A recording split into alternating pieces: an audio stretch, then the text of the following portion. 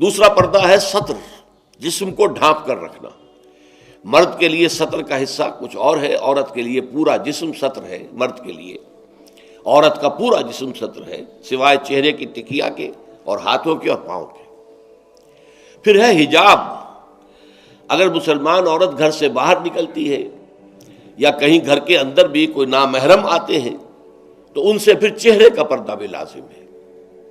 محرم کون ہے؟ محرم وہ لوگ ہوتے ہیں کہ جن سے کسی بھی حالت میں کبھی بھی نکاح کا کوئی امکان نہ ہو۔ باپ سب سے بڑا محرم ہے، ظاہر بات ہے کہ کچھ بھی ہو جائے بیٹی کا اور باپ کا نکاح نہیں ہو سکتا۔ بھائی ابدی محرم ہے، اس کے درمیان، ان دونوں کے بہن بھائی کے درمیان رشتہ نہیں ہو سکتا۔ البتہ ایک شکل یہ ہے کہ ایک بہن اس وقت کسی بہنوئی کے گھر میں ہے، لیکن یہ کہ اگر اس بہن کا انتقال ہو جائے تو دوسری بہن سے اس کا نکاح ہو سکتا ہے، لہذا وہ نامحرم شمار ہوگا، وہ محرم نہیں ہوگا۔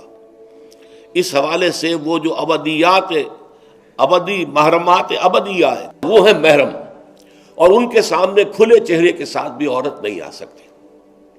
اور محرموں کی فہرست جو ہے وہ سورہ نور کے اندر دے دی گئی ہے، بڑی مفصل اور تفصیلی آیت ہے۔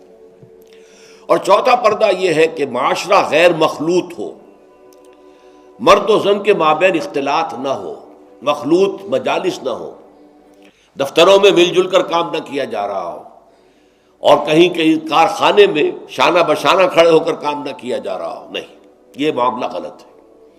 بلکہ سیگریگیٹڈ سوسائٹی، عورتوں کے دائرہ کار، کسی شے پر پابندی نہیں ہے۔ عورتوں کے لیے تفریح گاہیں بنائیں آپ، جس میں صرف عورتیں اور بچے جا سکتے ہو ایک خاص عمر کی حد تک، مرد نہیں جائیں گے۔ مردوں کے لیے تفریح گاہیں علیحدہ ہوں گی، وہاں عورتیں نہیں جائیں گی۔ تو عورتوں اور مردوں کے درمیان عدم اختلاط، مدارس ہے، اسکول ہے، کالج ہے، یونیورسٹیاں علیحدہ علیحدہ بنا دیجئے، پڑھیں وہ بھی، یہ بھی پڑھیں، لیکن مخلوط نہ ہو، مخلوط تعلیم نہیں۔ تو یہ جو ہے غیر مخلوط معاشرت، یہ در حقیقت اسلامی معاشرے کا سب سے بڑا امتیاز ہے، سب سے بڑا علم ہے، سب سے بڑا شعار ہے۔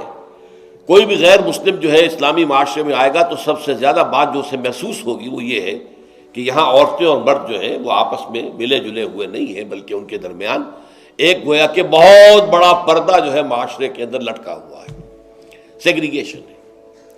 باقی یہ ہے کہ سطر سے آگے جسم جو ہے وہ صرف زوجین کے سامنے کھلے گا، مرد کا سطر صرف بیوی کے سامنے کھلے گا، یا ڈاکٹر اگر کوئی سرجری کرنی ہے تو ظاہر بات ہے کہ اس میں وہ پردہ نہیں ہوگا۔ عورت کا بھی چہرہ، ہاتھ اور پیر کے علاوہ جسم کا کوئی حصہ کسی محرم کے سامنے نہیں کھلے گا سوائے شوہر کے یا ڈاکٹر کے۔ یہ سارا جو تفصیلی نظام دیا گیا ہے، اس کا ہدف کیا ہے کہ یہ مرد اور عورت کے درمیان جو کشش اللہ نے رکھی ہے، زبردست کشش، یہ کشش اگر نہ ہو تو تمدن کا یہ ہنگامہ ہی نہ ہو، شادیاں لوگ کریں ہی نہ، اور لوگ جو ہیں یہ مشقتیں اور یہ مصیبتیں جھیلیں ہی نہ۔ اولاد کی پیدائش ہے، پھر ان کی پرورش ہے، پھر انہیں کھلانا پلانا ہے، ان کی تعلیم ہے، ان کی علاج معالجہ ہے، سو کھکھیڑ ہے۔ یہ سارا انسان کیوں برداشت کرتا ہے کہ جنسی جذبہ بہت زوردار اللہ تعالیٰ نے انسانوں میں رکھ دیا ہے۔ تو جتنا یہ زوردار جذبہ ہے اتنا ہی اسے کنٹرول کرنے کے لیے گھوڑا جتنا منہ زور ہو اتنی ہی مضبوط لگام اس کو دینی چاہیے۔